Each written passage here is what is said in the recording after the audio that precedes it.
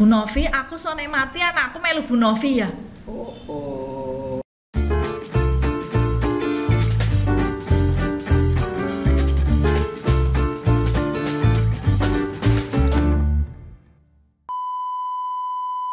Cakeduk, Sing penting wani.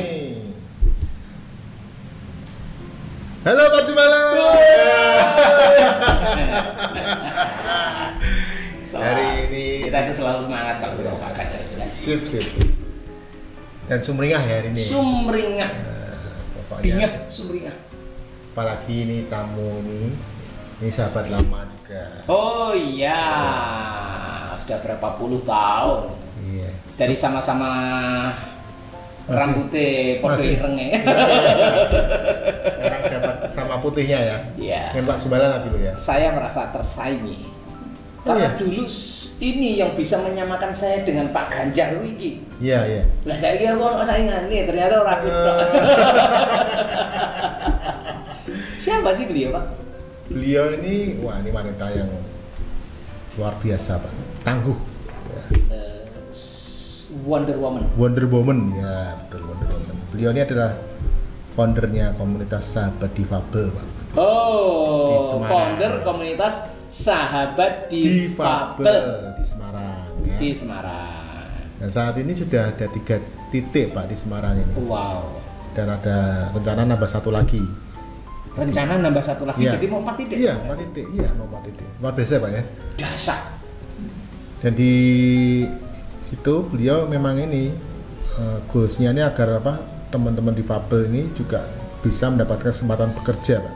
Ya, Ya, disalurkan. ya. Tapi kan diberi pelatihan dulu ya kan? Iya, Pak. Dibekali Oh, dengan dibekali. pelatihan, ya kan? Pelatihan, diberi pelatihan. Ya. Ini kita tanya langsung aja ya. Oh, langsung Panggil kita aja ya. panggil saja. Nanti kita salah ngomong malah. Malah keliru ya. Malah keliru ya. Ya, wis. Kita sambut aja Ibu Novi. Novi Dibiantari. Ya. Mari Bu Novi, silakan. Selamat sore semua. Sore, Bu Novi. Salam inklusi. Oh, ngono ya. Salam inklusi. Yes. Semuanya harus inklusif, Pak. Tentu saja. Semuanya harus terbuka ya. Yes. Dan Yes. tidak boleh ada satupun yang tertinggal. Tidak boleh ada satu.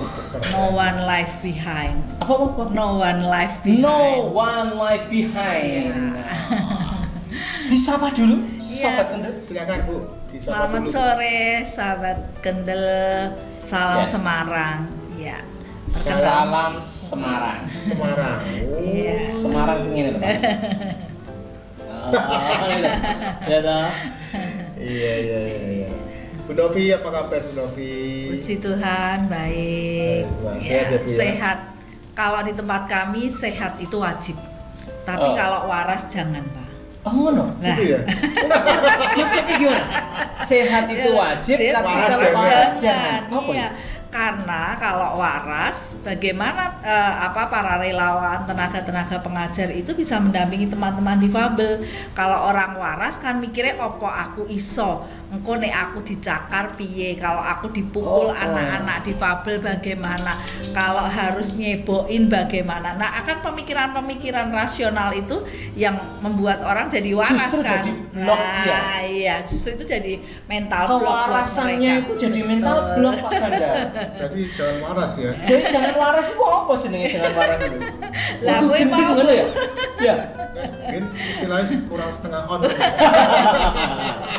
Konslet. Konslet ya. Oke. Iya. Bu Novi. Iya. Wah, ini luar biasa ya. Itu kan foundernya. Itu Iya. awalnya gimana Bu dulu?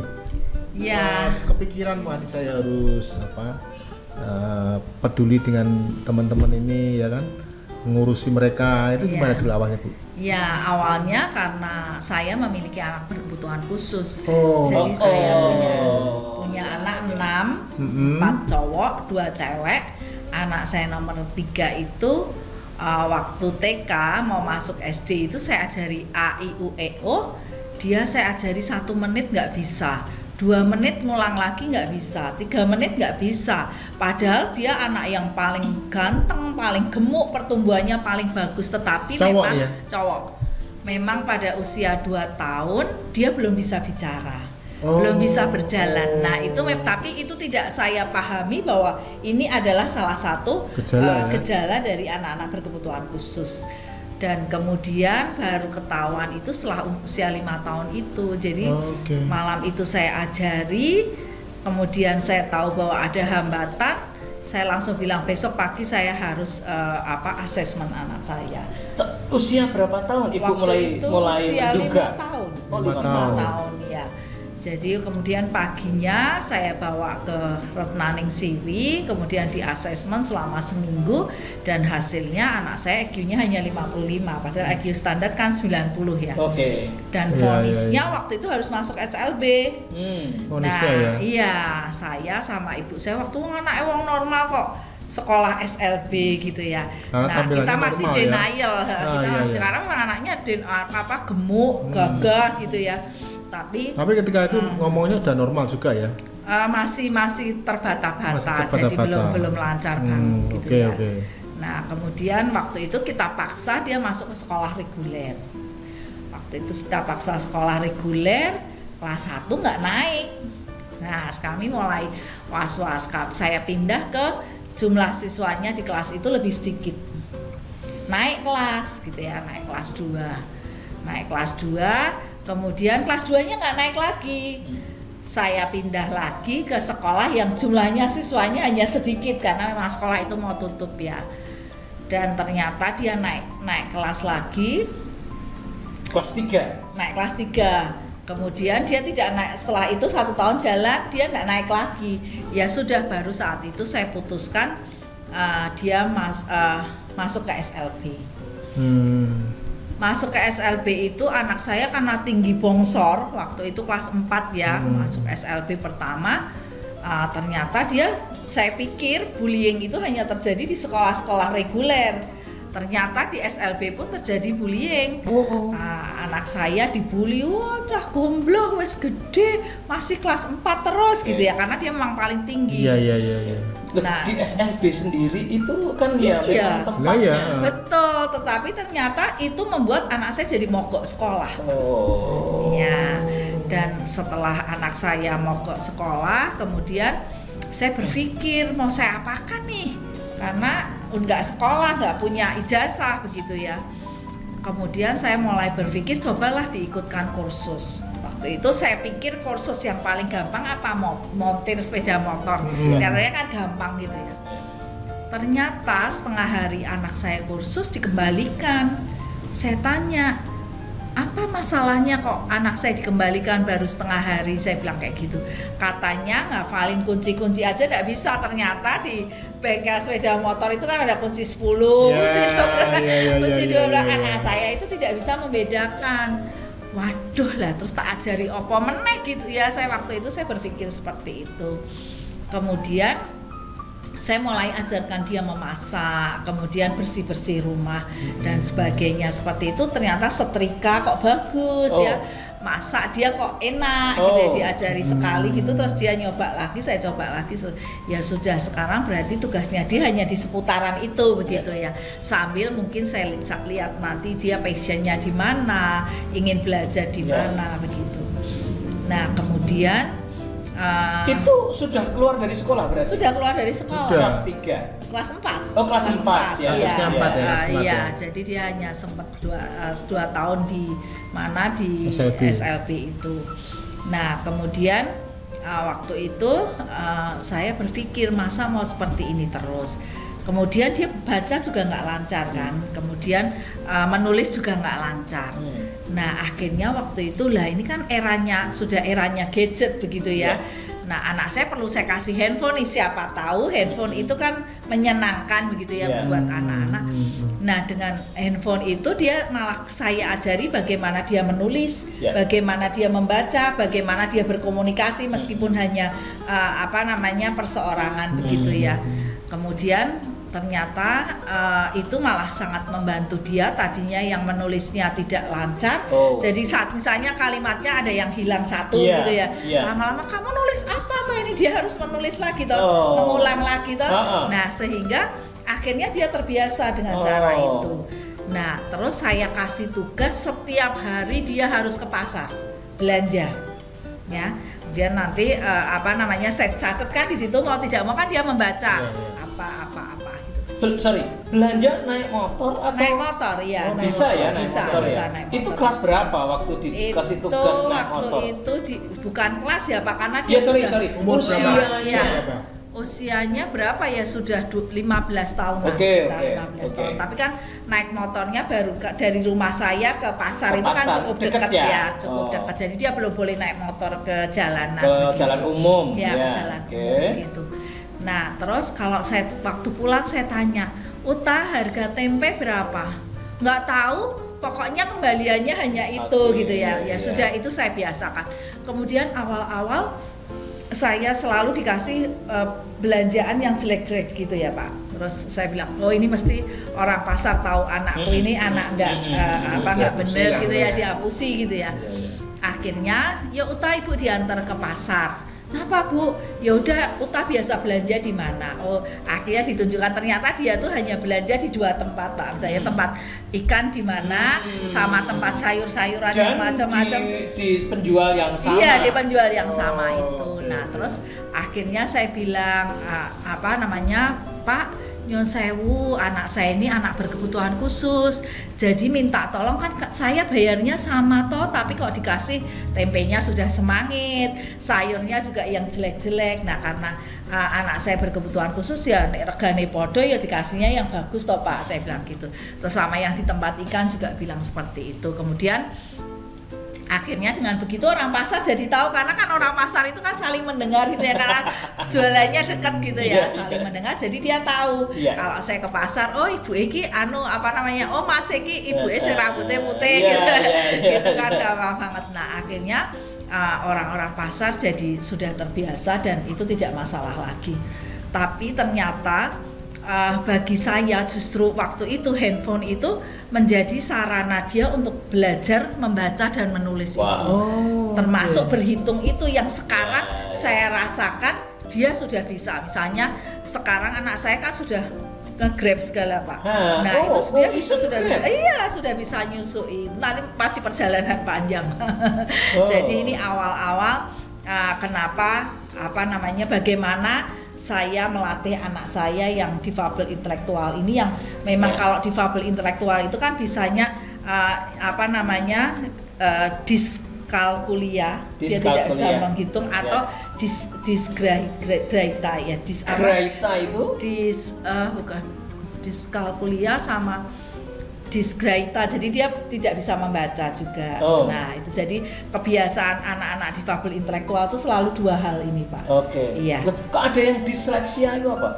Kalau disleksia itu beda lagi, itu sudah bukan masuk di ini. Jadi itu kan dia pada saraf otaknya ya. Jadi ada yang beberapa hal yang tidak konsisten gitu ya. Seperti itu. Nah, akhirnya saya berpikir, terus anakku tak apake ya, mosok cuma di rumah bantu masak, nyuci, setrika gitu. Nah, kemudian suatu saat saya kerja di Jakarta Pak waktu itu. Saya kerja di Jakarta, terus saya minta izin sama pimpinan. Kebetulan waktu itu pimpinan saya nyari OB, office boy kan. Nah, terus Pak, boleh nggak saya bawa anak saya gitu toh? "Anakmu kenapa?" "Anak saya berkebutuhan khusus Pak, tapi secara fisik oke. Hanya dia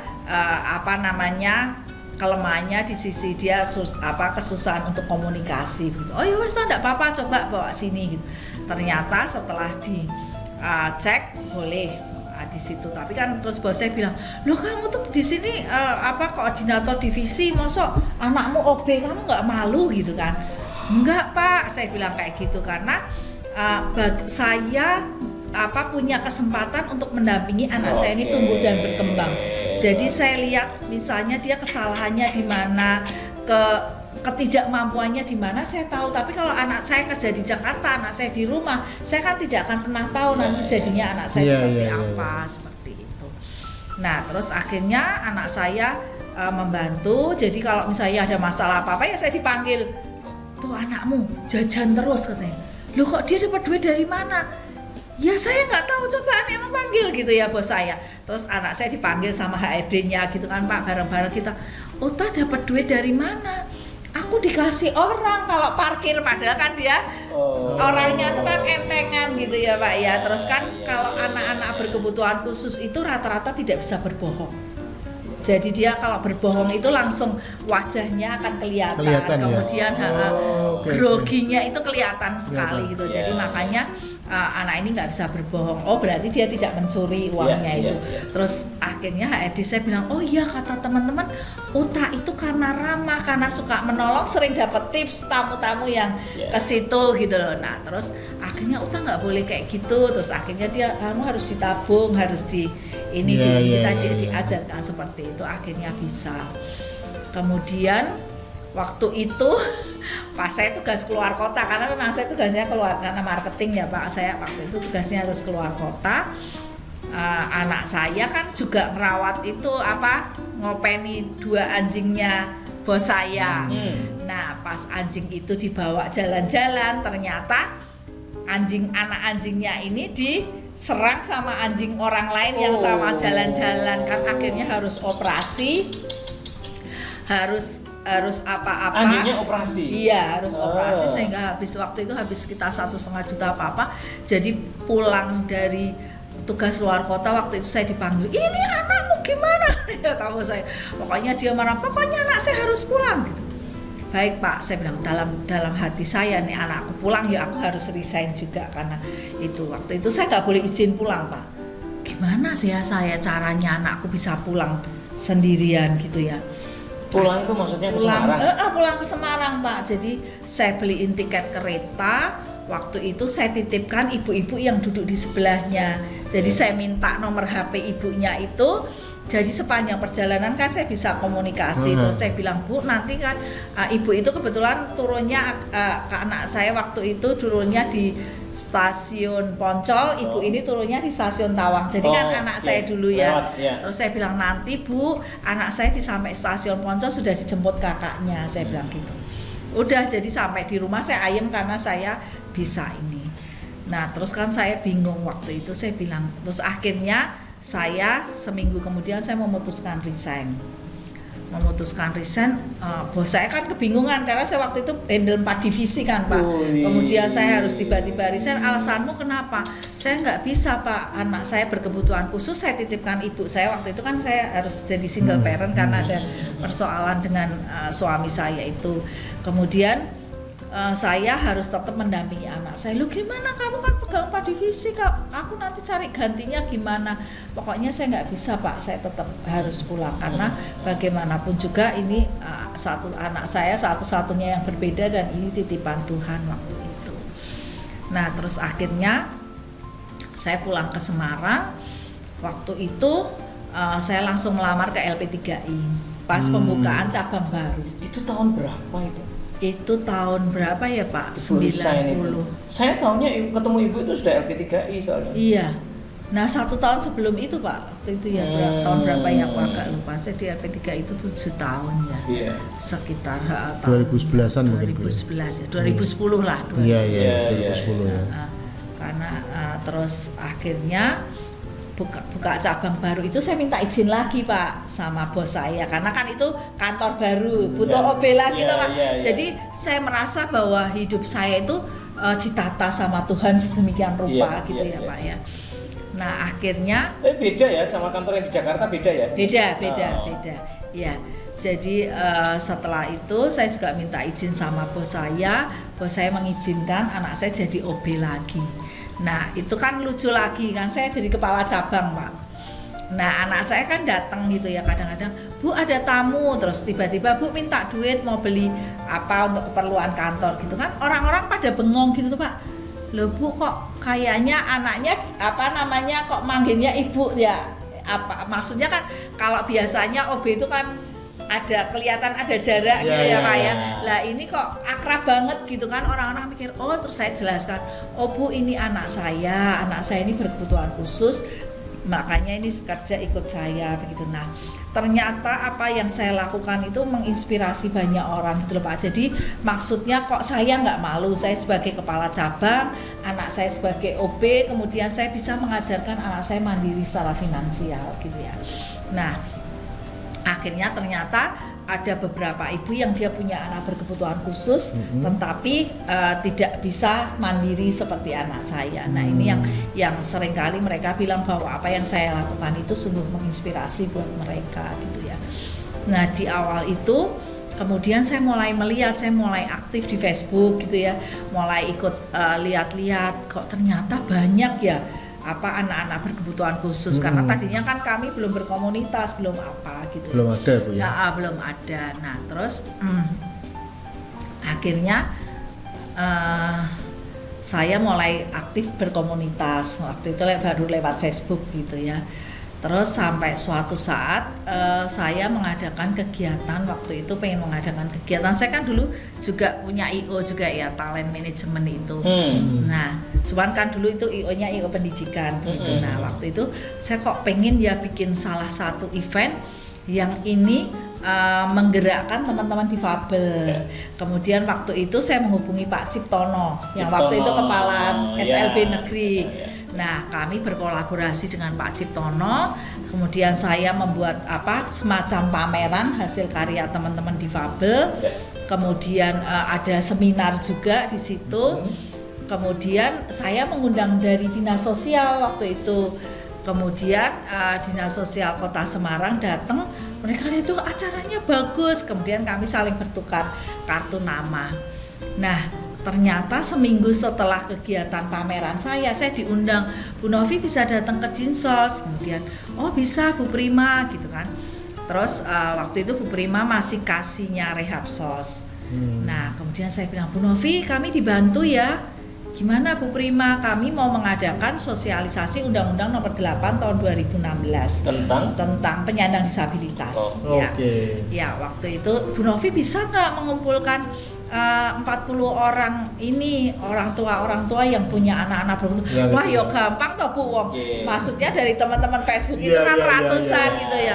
Tapi yo jo kabeh Bu, anggaran kita kan cuma ada 40 gitu kan. Soalnya kalau di dinas itu kan sing apa seneke, uang saku. Perlu sakunya. Iya. Makanya dibatasi. Terus honor narasumber, kita sudah ini makanya. Baik Bu gitu ya, berarti terus akhirnya saya bisa Pak mengumpulkan 40 orang ya. Dan saya waktu itu diminta jadi moderatornya. Acaranya seru gitu ya. Terus akhirnya waktu kita ngobrol-ngobrol begitu kita bilang, kayaknya kalau kita bikin komunitas lagi tapi yang bisa merangkul semua ragam disabilitas. Karena kalau komunitas itu kan misalnya yang tuli, mereka jadi komunitas tuli, yang netra mereka jadi komunitas sendiri-sendiri kan. Dan yang rangkul semuanya belum ada. Belum ada ya. Iya, dan waktu itu saya berpikir begini, lah kalau sendiri-sendiri bagaimana kita akan mengadvokasi kepada pemerintah? Kebutuhan teman tuli beda, kebutuhan teman netra beda, kebutuhan teman fisik beda. Nah, ini siapa yang akan mengadvokasi untuk kegiatan ini kalau selama ini selalu sendiri-sendiri begitu. Terus akhirnya kita sepakat waktu itu ketemu 4 orang. Saya punya anak difabel intelektual, kemudian Bu Siwi itu punya anak difabel autis, kemudian Bu Windy itu punya anak difabel tuli, dan Bu Lani itu punya anak difabel autis juga. Waktu itu kami sepakat untuk mencoba mendirikan sebuah komunitas. Nah, kemudian kita namakan apa ya enaknya. Nah, kita konsepnya tidak boleh nih teman-teman difabel tok. Difabel tok kan nggak mungkin bisa jadi satu mereka mengadvokasi, pasti harus dibantu oleh teman-teman yang non difabel. Jadi kita konsepnya harus inklusi, saya bilang inklusi. Iya betul ya, harus inklusi. Ini yang akan kita perjuangkan karena kepentingan teman-teman dari semua ragam gitu ya. Terus akhirnya waktu itu kita cari-cari nama, kita punya nama yang namanya Komunitas Sahabat Difabel. Komunitas Sahabat Difabel. Tahun berapa ini Bu? Itu tahun 2014. 2014. Iya. Sekarang sudah 8 tahun. Persis tahun ini kami 8 tahun. Bareng sama saya Bu. Oh iya. Lahirnya CTC 2014. Oh iya. 8 tahun ya. Aku ana barengannya berarti ya. Nom dewe. Ini sampai rambutnya putih. Lanjut Bu. Ya. Iya. Nah, setelah itu kemudian karena saya juga punya jiwa IO tadi itu ya Pak ya. Terus akhirnya kami mencoba membuat proposal nih setelah komunitas kami terbentuk, kami pengen bikin sebuah pelatihan gitu ya. Sebuah pelatihan. Tapi itu langsung waktu udah ada komunitas itu ada membernya langsung ya? Waktu itu kami cari Pak. Oh cari ya? Waktu itu kami cari ke beberapa keluarga gitu ya. Kami butuh data-data, kemudian kami ada teman-teman yang sudah awalnya sudah mendirikan, kemudian mereka kita ajak untuk berkegiatan bareng-bareng. Nah, akhirnya sambil itu kami mencari, datang ke rumah-rumah. Kalau ada yang menginformasi, Bu di sana dari Fabel kami datang. Kami datang awal itu orang tuanya begini, anakku meh diapake. Loh, lah pripun toh Bu? Lah anakku kan ra iso apa-apa. Anak nanti malah merepotkan. Lah terus mau gimana? Nanti berangkatnya bagaimana ya? Sementara kita jemput dulu Bu. Takutnya memang mereka tambah tugas. Iya betul. Jadi itu yang akan menjadi beban buat mereka juga kan. Selalu pertanyaannya seperti itu. Anakku arep diapake? Anakku arep dadi apa? Anakku arep bisa apa? Itu yang selalu menjadi pertanyaan orang tua di awal-awal ketika kami. Tapi memang mereka tidak kebayang. Iya. Tidak kebayang. Bagaimana benar. memberdayakan anakku ini harus bagaimana? Iya. Itu sama buntu sekali ya. nggak kebayang. Buntu lah ya, betul. beratnya ya. Jadi ketidakpahaman mereka waktu itu. betul iya. Nah, ini itu berarti yang perjuangan beliau ini pelopor. Saya perjuangannya benar-benar luar biasa. Iya. Dan waktu itu kami juga menemukan Pak ada anak yang sudah waktu itu usianya masih 32 tahun, dia tidak pernah melihat yang namanya mall. Tidak pernah datang ke bioskop karena orang tuanya kan PNS Pak. Jadi ada rasa malu, ada rasa denial. Kasihan lagi kalau anak itu diajak pergi di dalam mobil Pak. Itu mobilnya dinyalakan AC-nya, bapak ibunya turun ketemu orang, ketemu saudaranya, anak itu tetap di dalam AC karena malu itu tadi. Nah, banyak sekali persoalan-persoalan yang mereka malu, mereka tidak tahu anaknya akan bagaimana. Bu, cara ngatasinya gimana kalau orang tuanya malu itu? Ya kami datang terus Pak, kami datangi terus, kami yakinkan, kemudian anak itu kita ikutkan lomba-lomba kayak gitu Pak. Sampai menang beberapa kali itu pun orang tuanya masih malu. Akhirnya sekarang sampai anak itu bisa bekerja, dia jadi admin untuk media sosialnya. Kita nanti kalau Pak Ganda sama Pak Jumala lihat IG-nya yang namanya Rumah Difabel Semarang sama ED Shop Semarang. Nah, itu anak yang saya ceritakan dan dia sekarang potensinya sudah kelihatan, orang tuanya sudah mulai terbuka. Dan itu butuh proses sudah mulai terbuka. Bu, saya tertarik di persoalan malu orang tua ini. Karena begini, ketika orang tuanya tidak mau menerima anak itu apa adanya, tidak akan banyak yang bisa dilakukan. Betul. Nah, oleh karena itu concern kita, Pak Ganda, kebetulan Cah Kendel ini kan orang-orangnya juga para terapis. Kita punya CTC. Pak Ganda ini trainer juga CTC. Nah, saya ini menawarkan gini Bu Novi. Apakah masih ada orang-orang tua yang mempunyai kasus malu menerima anaknya ini? Nah, itu kita bisa CTC Pak Ganda. Betul. Dan khusus untuk komunitasnya, saya sangat terpanggil Pak Ganda. Oke, Pak. Khusus untuk komunitasnya Bu Novi, Cah Kendel Podcast akan memberikan cuma-cuma for free untuk menterapi orang tuanya yang difabel supaya apa? Bisa menerima anaknya. Dari bisa menerima itulah nanti dia akan melakukan apa yang seharusnya dilakukan. Iya, yang sama dilakukan dengan yang normal gitu. Gitu loh. Pak, jangan bilang normal. Karena yang difabel pun itu juga bisa. Jadi anak saya itu normal loh Pak.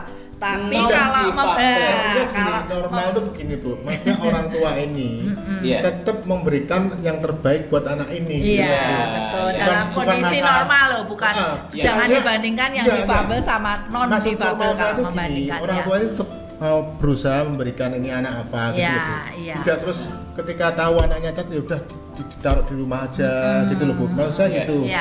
Kayak tadi Bu cerita dia pergi ditinggal di mobil itu kan kasihan gitu ya, Pak. Betul, ya kan?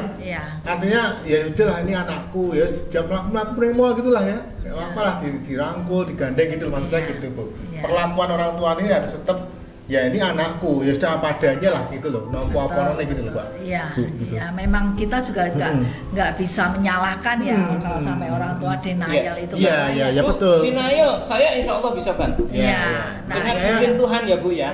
Betul. Denial itu bisa dirangkul. Dan begitu orang tua itu denialnya hilang. Nyaman. Nah gitu loh, nyaman. Gitu. Nanti munculnya rasa syukur ya. Rasa syukur gitu loh. Lanjut. Lanjut. Terus akhirnya anak itu kan kemudian bekerja. Tidak bekerja sih Pak, bekerja dari rumah karena kan anak itu harus pakai kursi roda, CP. Jadi anak itu CP cerebral palsy. Jadi tuh tangannya kaku, kakinya kaku. Jadi dia butuh bantuan orang lain memang. Nah, kemudian anak itu tadinya bicaranya juga nggak jelas. Akhirnya saya juga buka kelas public speaking juga Pak. Di buat mereka? Buat mereka. Jadi anak-anak yang tadinya di rumah D datang hanya bisa mengangguk bilang ya dan tidak dengan menggeleng, itu saya masukkan ke kelas public speaking Pak.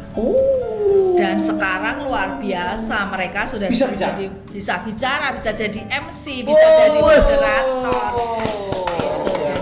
Dan itu memang butuh guru yang memang mereka punya hati ya, punya passion untuk mendampingi karena nggak gampang ngajari anak autis, ngajari anak Down syndrome, ngajari anak cerebral palsy ini kan ragam disabilitasnya ada sekitar 14 toh Pak. Nah ini bagaimana mereka bisa mengajar itu sehingga sekarang ini banyak pihak yang memang KSDG memang keren, rumah difabel ini memang keren karena proses-proses pemberdayaan yang kita lakukan, kita melihat dulu passionnya anak-anak ini di mana. Nah dari passion ini nanti kami tempatkan, ini di menjahit, ini di kelas public speaking, ini di kelas membatik, ini menggambar, ini kelas menyanyi. Nah ini akhirnya mereka ini happy gitu ya Pak. Happy dengan yang dilakukan dengan yang dilakukan. Kemudian anak-anak yang menggunakan kursi roda, mereka tidak bisa terbatas mobilitasnya, ya mereka bekerja di rumah. Kami berikan kalau kami belum bisa bilang honor ya Pak, tapi uang transport untuk anak-anak ini mereka boleh mengerjakan itu dari rumah dan ini akhirnya menumbuhkan rasa percaya diri, menumbuhkan semangat belajarnya mereka luar biasa gitu ya. Akhirnya mereka dengan dampingan dari kayak kemarin dengan Udinus, kemudian ada dari Unika Sugio Pranoto, kemudian ada dari Undip. Mereka kan akhirnya di coach terus nih, jadi terus dikembangkan ilmu-ilmu yang harus dipelajari itu sehingga sekarang medsos kita keren gitu ya, orang bilang wah ini difabel kok medsosnya keren. Karena apa? Karena kita sudah di coach dan itu mereka nggak bayangin ketika ketemu lah ternyata yang mengerjakan difabel cerebral palsy toh, mau ngetik aja susah. Yang satunya hanya dia kena kelainan langka yang namanya Friedreich ataxia. Itu sekarang dia jarinya yang bisa berfungsi hanya satu, tetapi dia bisa posting di media sosial dengan bagus sekali gitu. Jadi orang tidak pernah menyangka. Kemudian kita juga kerjasama dengan Yayasan Peduli Kasih ABK. Waktu itu kami ngirim ada lomba difabel berani bicara. Jadi itu kelas public speaking.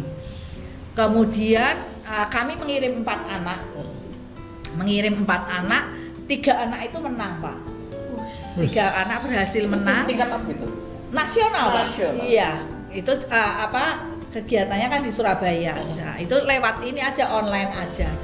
Nah, akhirnya dari kemenangan itu kan anak-anak dapat hadiah uang ya. Jadi itu kan mereka bisa juga untuk orang tuanya kan gajinya yang anakku iso apa-apa kayak gitu kan, terus bangga ya. Anakku punya potensi, anakku dapat duit gitu ya. Terus sekarang ini mereka jadi moderator. Jadi Yayasan ABK ini bekerja sama dengan Harian Surya. Itu setiap seminggu 3-4 kali itu mereka mengadakan webinar Pak, Zoom meeting webinar gitu ya. Nah, topiknya beda-beda. Nah, itu yang jadi moderator itu adalah anak-anak dari komunitas sahabat difabel. Itu waktu apa namanya lomba itu lomba apa yang 3 menang itu? Public speaking, Pak. Jadi ada tema, kan temanya difabel berani bicara gitu ya. Jadi anak difabel intelektual ngomong dan soal apa. Mantap.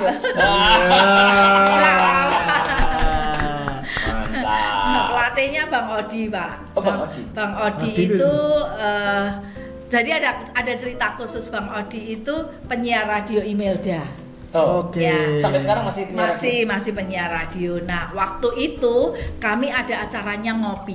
Ngopi itu ngobrol pintar, Pak. Jadi kami waktu buat itu ada volunteer dari Australia yang kebetulan donatur kami datang ke Indonesia. Saya minta dia untuk sharing bagaimana menjadi pekerja sosial di luar negeri begitu ya. Nah, waktu itu pembicara satunya dari dinas sosial gitu. Nah, MC-nya sama moderatornya itu dari Rumah D kan. Nah, waktu itu saya cerita di depan itu kan saya moderator, saya bilang, "Saya ngelatih Irfan jadi MC ini hanya semalaman." Saya bilang begitu toh. Terus waktu itu Irfan saya latih itu saya nggak berani, Bu. Irfan itu tunanetra, Pak, difabel netra. Saya nggak berani, Bu. Besok saya keringatnya sejagung-jagung. Padahal suaranya dia bagus, Pak. Kemampuannya dia untuk public speaking itu dibandingkan teman-temannya dia paling bagus. Makanya saya pilih untuk menjadi MC. Wah, dia sudah ini menolak terus menolak terus. So, saya bilang, "Irfan, sekarang gini aja. Kamu sekarang pulang, cuci kaki, cuci tangan, gosok gigi, bobok. Wes sesuk ora usah mangkat." Saya bilang kayak gitu. Nggak usah pakai MC, saya bilang kayak gitu. Nah, waktu itu ternyata dia datang, Pak. Dan dia bisa jadi MC bagus banget gitu loh ya. Saya kan juga tidak menyangka begitu ya. Nah, ini saya waktu disuruh bobok itu Ibu sudah hopeless ya? Iya, saya sudah hopeless, saya sudah gitu. Enggak, saya pakai MC guru saya. Saya menyiapkan salah satu guru saya untuk jadi MC gitu kan. Bukan juga. Mas Odi itu waktu itu peserta, Pak, belum jadi pengajar di tempat kami. Nah, terus saya bilang, "Loh, Miss, Irfan datang." "Ya sudah, Bu, Irfan saja, nanti saya mendampingi gitu." "Oke, Miss, kalau gitu ya sudah, Ibu jadi moderator." Nah, waktu di acara itu saya cerita, "Wah, Irfan bagus sekali jadi MC." Saya kasih aplaus ya. Aplaus kayak gitu. Terus ternyata Bang Odi dengar, Pak. Kemudian waktu break itu Bang Odi mendekati saya, "Bunda, emang Bunda bener tuh ngajari Irfan semalam?" "Iya, kalau nggak percaya tanya sama Irfan." "Bunda yang sibuknya kayak gitu aja bisa ngajari Irfan, dan Irfan jadinya bisa kayak gitu." Saya mendaftar jadi relawan.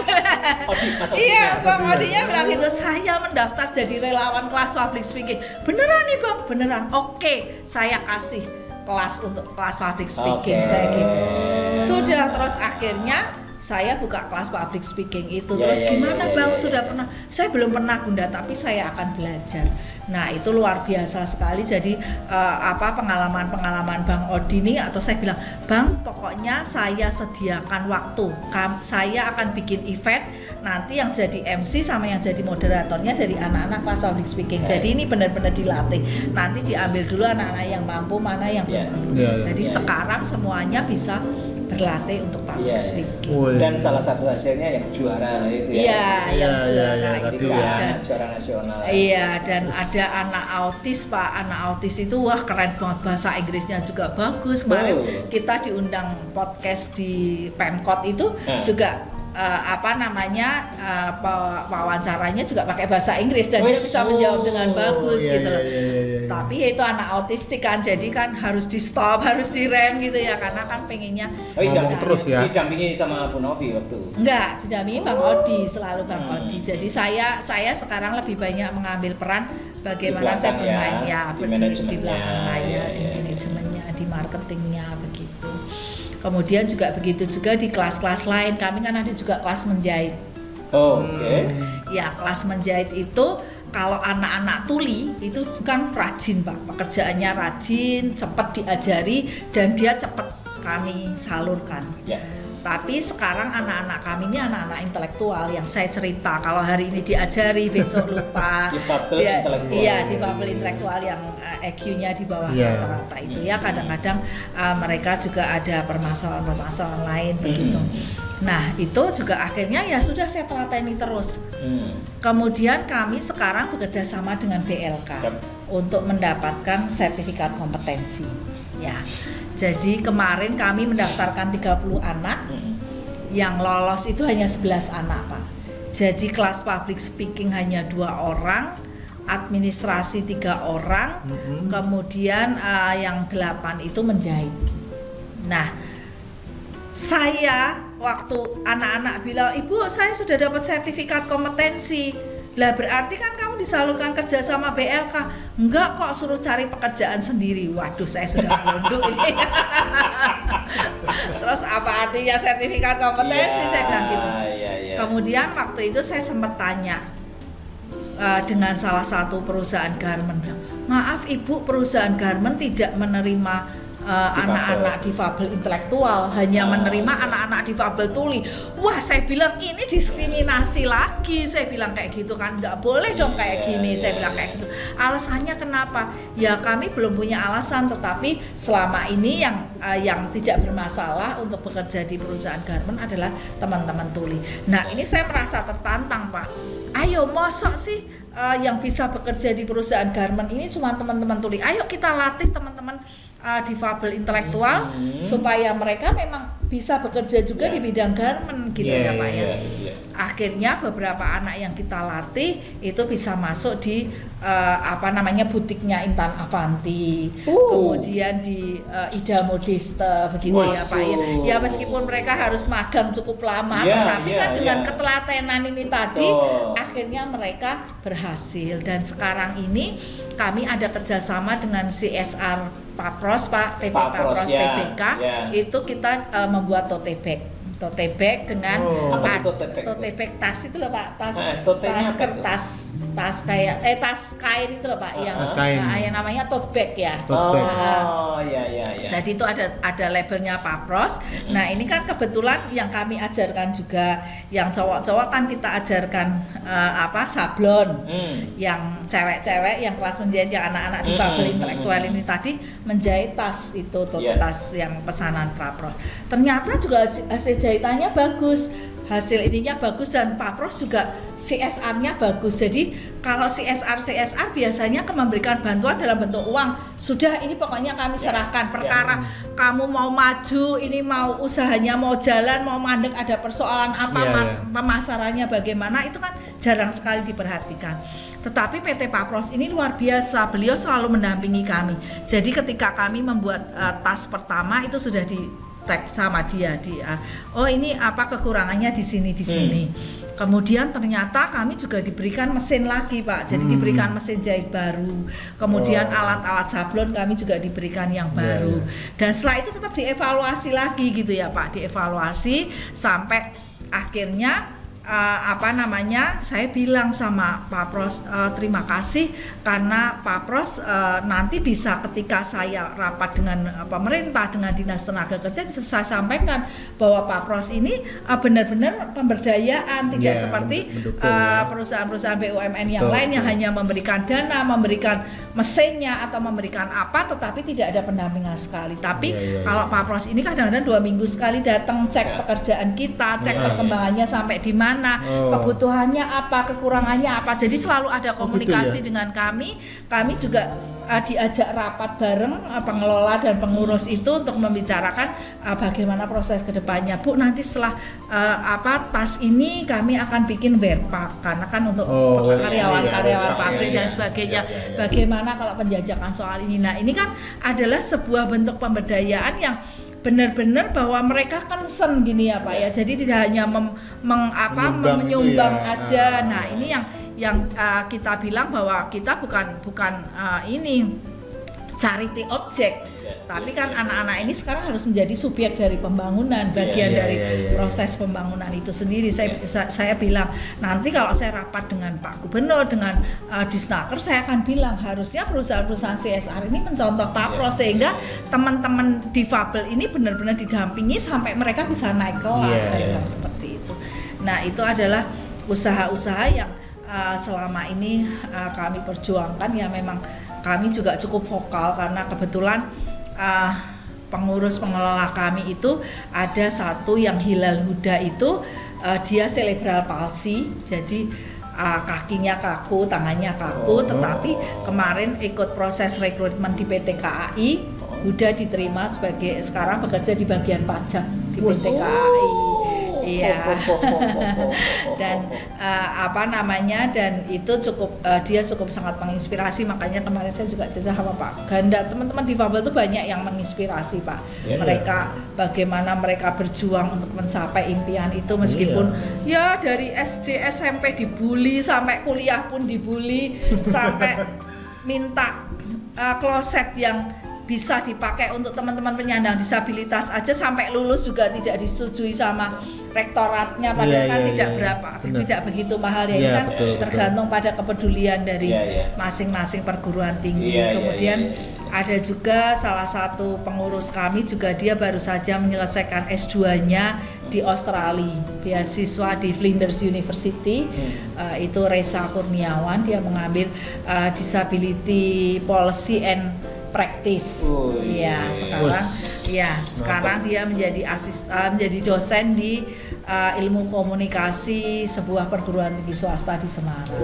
Nah, ini yang makanya teman-teman ini yang selalu ketika advokasi mereka biar yang paling depan sendiri, mereka yang menyuarakan.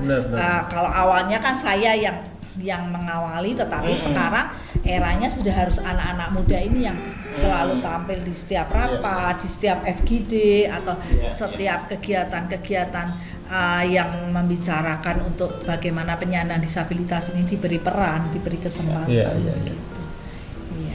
Luar biasa, keren ya. Wow. Ya, tapi ya memang nggak gampang ya Pak. Jadi kadang-kadang juga banyak hal, banyak tantangan yang harus kita hadapi, tapi saya tidak melihat bahwa itu sebuah kesulitan, sebuah tantangan, tapi saya justru melihat itu sebuah peluang bagaimana kesulitan-kesulitan itu justru bisa menjadi sebuah keberhasilan untuk mereka. Iya. Sukses tidak pernah sendirian, Pak. Sukses selalu bersama orang lain. Collaboration itu memang wajib. Betul. Bu Nafi kan sekarang sudah ada 4 rumah difabel ya. Terus kemudian rencana akan mendirikan lagi. Nah, sebenarnya mimpi ke depan itu seperti apa sih Bu Nafi itu? Baik yang terkait dengan yang dikelola Bu Nafi sendiri, kemudian juga terhadap masyarakat atau juga peran pemerintah. Apa nih mimpinya Ibu? Iya. Saya bisa sampai sekarang mengelola 4 rumah difabel itu juga menurut saya ini sebuah miracle ya Pak, keajaiban. Karena waktu saya butuh rumah difabel itu saya hanya kontak Bu Gris, Dr. Gigi Gris yang punya toko buku Merbabu dan Klub Merbi itu. Saya hanya bilang, Bu Gris, saya butuh tempat karena biasanya tuh kami ngelemprak di balai kota Pak. Jadi 2 tahun itu kami ngelemprak di balai kota. Kalau rapat, kalau pertemuan apa-apa tuh kita di dekat di balai kota itu sudah kita pinjam di situ aja. Lama-lama kan anggotanya banyak ya. Waktu itu saya telepon Bu Gris, Bu Gris itu kok menjawab gini, kamu butuh tempat? Ambil kunci ya di Jalan MT Haryono 266, nanti ketemu Pak Ratno. Dalam hati saya gini, Tuhan itu ngajak bercanda apa piye toh? Wong saya juga baru mengenal Bu Gris belum lama. Kok ini tiba-tiba saya dipercaya, apalagi rumah di MT Haryono 266 itu bukannya itu pusat bisnisnya Kota Semarang. Saya hanya membayangkan seperti itu, Pak. Bener, akhirnya saya kesana, saya lihat rumah itu memang dalam kondisi rusak karena katanya penjaganya itu sudah tidak dipakai 7 tahun, hanya diisi penjaga itu aja. Saya langsung pulang bilang toh, Bu Grace saya mau tempat itu. Kamu mau? Ya sudah, nanti saya tak bilang Pak Prof ya, kan kalau panggil Pak Adono itu Prof. Saya bilang Prof ya, boleh Bu. Seminggu kemudian saya ditelepon Bu Grace. Bu Grace bilang begini, Bu Novi, kata kakaknya Prof, kalau menolong orang kuwi ojo saanane. Mosok teman-teman difabel gimana bisa membangun rumah itu? Harusnya kalau mau bantu orang itu ya di anak-anak ke rumah itu dibangun dulu, selesai nanti diserahkan dengan perjanjian. Saya bilang Tuhan itu luar biasa. Saya bilang kayak gitu ya. Loh, waktu itu kondisinya seperti apa? Rusak Pak, dalam kondisi rusak karena tidak dipakai 7 tahun. Jadi itu sudah josa anane di anak-anak di harus layak. Iya harus layak lah. Betul, karena kan mereka berpikir loh teman-teman difabel punya duit dari mana gitu loh ya kan. Terus akhirnya benar Pak, rumah itu dibangun tapi saya harus mendampingi pembangunan itu karena harus membuat bagaimana tempat itu akses dibuat akses supaya teman-teman difabel yang berkursi roda yang ini bapaknya jadi lebih mudah di situ begitu ya. Sampai saya harus menggal trotoar itu saya juga harus izin dinas PU karena kan untuk masuk kursi roda begitu satu pas itu, jadi saya izin sampai di sana. Dan itu akhirnya benar diserahkan kami 5 tahun yang lalu, berarti tahun 2017 rumah itu kami kelola, kami tempati, kemudian semakin berkembang sampai sekarang masih ditempati. Loh, perjanjiannya berapa tahun nih? Kami renew kontraknya tiap 3 tahun. Tiap 3 tahun. Nah, dalam perjalanannya itu kemudian salah satu anggota kami yang namanya Menik Murwani, dia pakai kursi roda, dia polio, dia nggak pernah namanya mengenyam pendidikan sekolah Pak. Dia bisa belajar membaca itu dari tukang koran yang setiap hari lewat di depan rumahnya dia belajar membaca. Tapi dia punya tekad yang saya pertama ya ikut saya itu saya marahi terus Pak, karena ya ternyata bener tuh aku kira sekolah, saya mikir saya tuh hari gini masih ada anak yang tidak sekolah gitu ya. Terus ternyata memang dia benar-benar Pak, jadi mengajarinya tuh kan alat-alat, tapi setelah 3 tahun itu dia jadi pintar dengan melihat saya, kemudian saya ajari, akhirnya dia waktu itu pindah kontrakan di Meranggen. Kemudian dia bilang begini, suaminya kan buka itu bengkel. Dia bilang, Bu, aku tuh setiap hari di Meranggen lihat anak-anak autis berkeliaran, anak-anak gangguan jiwa berkeliaran. Boleh nggak rumahku tak jadikan rumah difabel? Sing genah kowe, serius Bu, yakin kamu yakin? Oke, jalankan. Kamu butuh apa? Nanti Ibu bantu carikan. Terus itu berjalan Pak, dari muridnya 2 yang anak jalanan ini tadi sampai akhirnya sekarang ini jalan 3 tahun itu siswanya sudah 20 orang. Nah itu luar biasa, memang Menik itu luar biasa menurut saya ya. Kemudian yang terus dapat rumah lagi, rumah difabel cabang Puspawarno ini itu ada beberapa anggota kami yang memang punya orang tua tunggal dan anak tunggal. Anak tunggal pun difabel gitu ya. Nah, terus mereka bilang begini, Bu Novi, aku sone mati anakku melu Bu Novi ya. Dalam hati, gitu ya. Nah, terus piye ya? Ya sudah nanti dipikir bareng-bareng. Saya itu pikir begitu, Pak.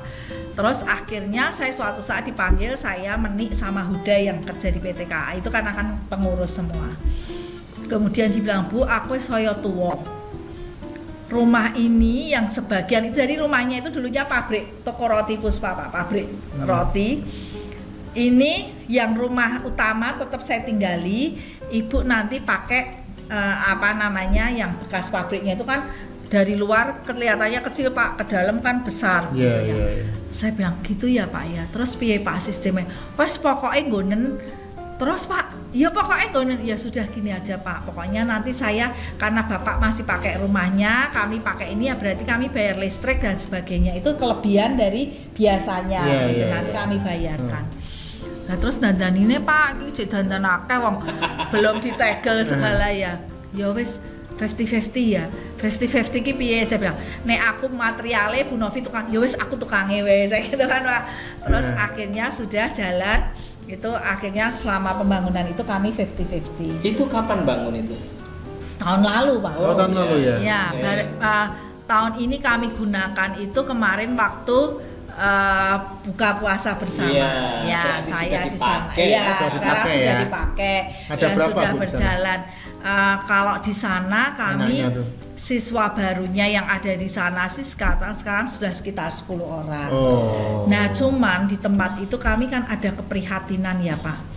Jadi ternyata anak-anak difabel itu banyak yang tidak merasakan terapi, apalagi semasa pandemi ini. Hampir setiap hari dapat keluhan, anakku nggak terapi lah. Anak-anak seperti ini bagaimana kalau mereka tidak mendapatkan terapi? Akhirnya saya bilang, oke, kita cari terapis. Saya bilang, kita buka terapi gratis. Duitnya dari mana Bu? Orang ngerti ya, pokoknya buka sih. Saya bilang kayak gitu. Pokoknya bagi saya niat baik itu selalu ada jalan kebaikan. Prinsip saya hanya seperti itu. Bener. Ketika saya buka itu Pak, dari tadinya yang datang terapi itu 2, sekarang sudah 20 orang. Dan itu benar-benar anak-anak yang tidak mampu. Jadi kami setiap Sabtu itu buka terapi, yang satu fisioterapi sama terapi bicara. Karena memang rata-rata anak-anak kecil kan ada hambatan perkembangan di sana. Nah itu.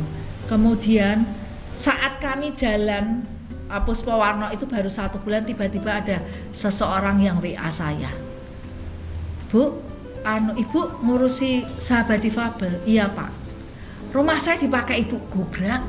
Rumah Pak, lah Bapak tahu saya dari mana, dapat nomor telepon saya dari mana? Dari Tuhan.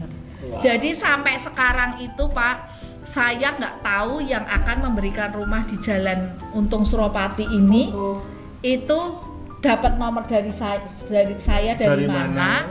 Beliau itu siapa saya nggak pernah. Sampai sekarang. Sampai kita sebentar Pak, sampai kita ketemuan Pak.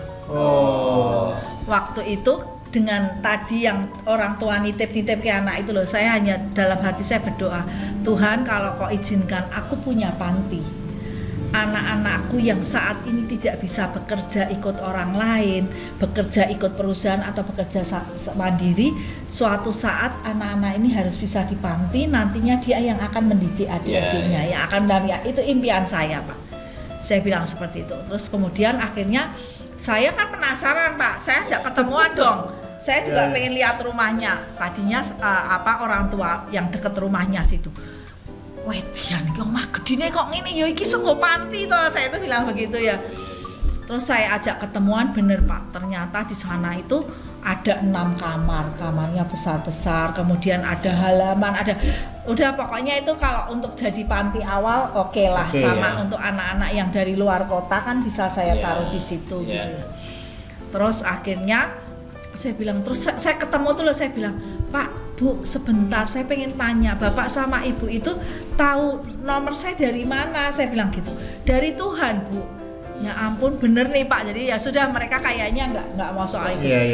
Terus setiap minggu tuh WA, rumah saya mau dipakai kapan? Nah ini bulan ini kami merencanakan akan peresmian Pak untuk rumah yang keempat ini, yang di Untung Suropati ini persis nanti tanggal 23 Juli pada saat peringatan Hari Anak Nasional.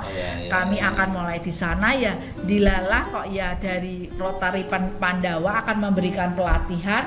Nah jadi ini bisa kami buka dengan ada pelatihan dari Rotary Pandawa. Jadi ini sebuah perjalanan yang kami lalui bahwa yaitu tadi saya bilang bahwa setiap niat baik itu selalu ada jalan kebaikan. Nah, makanya mimpi saya ya punya panti itu Pak. Jadi anak-anak yang sekarang ini dititipkan ke saya ini saya kedepannya masih bisa punya impian, punya cita-cita bahwa saya tetap akan bisa mendampingi mereka jika Tuhan beri saya umur panjang begitu ya. Kemudian bagaimana peran pemerintah, memang karena advokasi kami cukup kuat, memang kami sekarang ini menjadi mitra dari pemerintah. Jadi baik untuk pemerintah kota, kami terlibat di dalam pembuatan penyusunan perda penyandang disabilitas, baik di tingkat kota Semarang maupun di tingkat provinsi Jawa Tengah ya. Kemudian kami juga pada saat ada Semarang menjadi Kota HAM waktu itu, kami juga dipersiapkan di sana. Kemudian kami juga menjadi mitra dari USAID untuk ketenaga kerjaan inklusif, karena memang kata mereka satu-satunya di Indonesia yang punya program seperti Rumah D ini ya hanya Rumah D yang bisa pemberdayaan. Program yang mana ini yang satu-satunya di Indonesia? Yang kami fokus pada anak-anak SLBYPAC, kami berikan pemberdayaan sampai kami lakukan penyaluran kerja dan pendampingan. The only one in Indonesia. Sehingga staf sus presiden pun Mbak Angki Yudhistia yang tuli itu juga ketika ke Semarang juga kami yang langsung dikontak gitu. Jadi jadi kantor staf presiden, staf khusus presiden nih kalau ada kegiatan-kegiatan apapun yang berkaitan dengan Semarang, ya kami yang dikontak pertama kali. Begitu juga UNICEF. Jadi salah satu anak kami ini sekarang ada yang menjadi duta UNICEF untuk anak berkebutuhan khusus. Jadi kemarin itu kami diundang, ada Dr. Lee Darmawan, dokter rumah sakit Apung. Kebetulan kan saya juga salah satu pengurus sosial di Inti Jateng, Pak, Perhimpunan Inti Jateng. Inti Jateng itu Indonesia Tionghoa. Nah, kebetulan saya di sana di bidang sosial. Kemudian kemarin Dr. Lee Darmawan datang. Nah, salah satu stafnya Dr. Lee itu bilang, "Bu, saya kok nggak asing ya lihat ini Ariel," katanya begitu, yang netra itu ya. Oh iya Pak, mungkin Bapak sering lihat di itu ya videonya UNICEF ya. Oh iya benar bagus gitu kan. Nah, karena memang Ariel ini adalah duta UNICEF untuk anak-anak berkebutuhan khusus. Jadi makanya kan sering tampil di video-videonya UNICEF. Jadi seperti itu Pak. Jadi untuk hal-hal yang misalnya kayak Dinas PU nih mau bikin perencanaan pedestrian yang ramah difabel. Nah, itu kami juga diundang. Bukan saya Pak, komunitas saya. Bu Novi dan kawan-kawan. Jadi nanti kami di sana diberi masukan, kemudian diajak dimintai masukan-masukan dan sebagainya sampai ke nanti pelaksanaannya juga di Musrembang tingkat provinsi itu kami juga selalu diundang untuk mewakili teman-teman penyandang disabilitas. Nah, kemudian kalau perannya tentu saja sekarang ini peran pemerintah sudah cukup besar. Hanya memang tidak setiap pengambil keputusan atau pengambil kebijakan itu mereka peduli dengan penyandang disabilitas.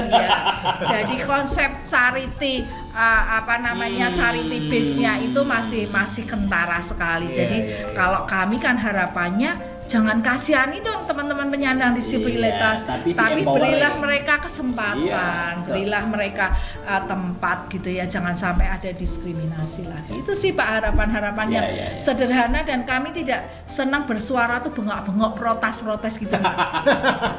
Tapi masukannya itu konstruktif. Betul. Terus bekerja sama. Orang menyalahkan. Dan kami seringnya ya sudah kita tunjukkan aja gimana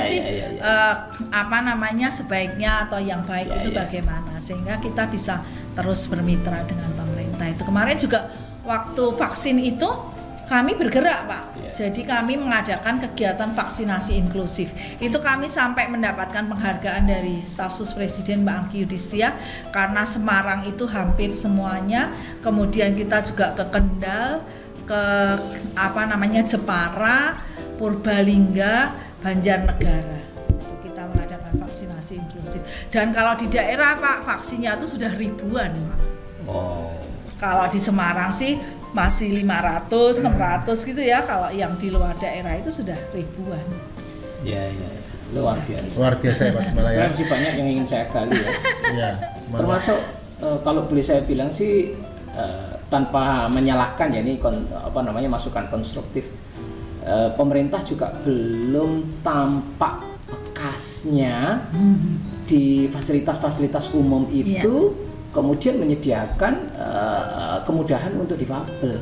Dan itu kan pasti perlu perda tingkat 1, perda tingkat 2 agar semua yang mengandung fasilitas umum meskipun itu perusahaan privat itu mestinya juga disediakan. Ya tentu ini adalah perjalanan.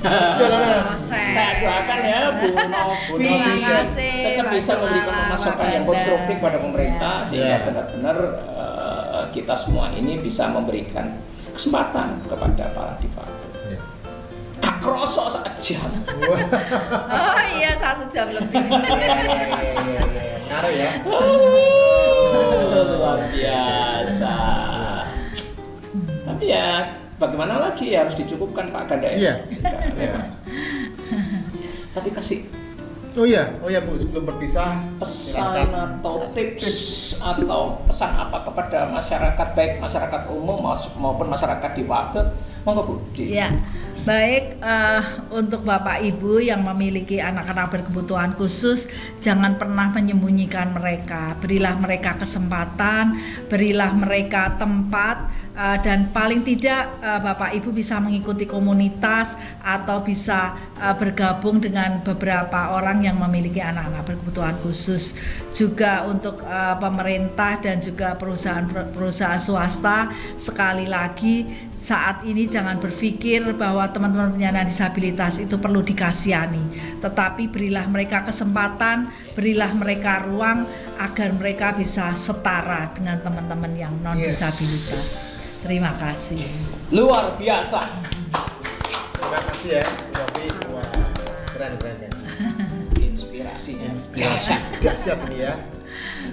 Oke, Sobat Kendel, ya demikian inspirasi dari Bu Novi dan komunitas sahabat difabel ya Bu ya. Ya, jangan lupa like, share dan komen video ini. Ya, nanti kalau mau kontak langsung ke Bu Novi ada di deskripsi video. Subscribe channel podcast dan jangan lupa bunyikan loncengnya. Iwa Yu Dagingnya Kandel. See you Cak Kendel.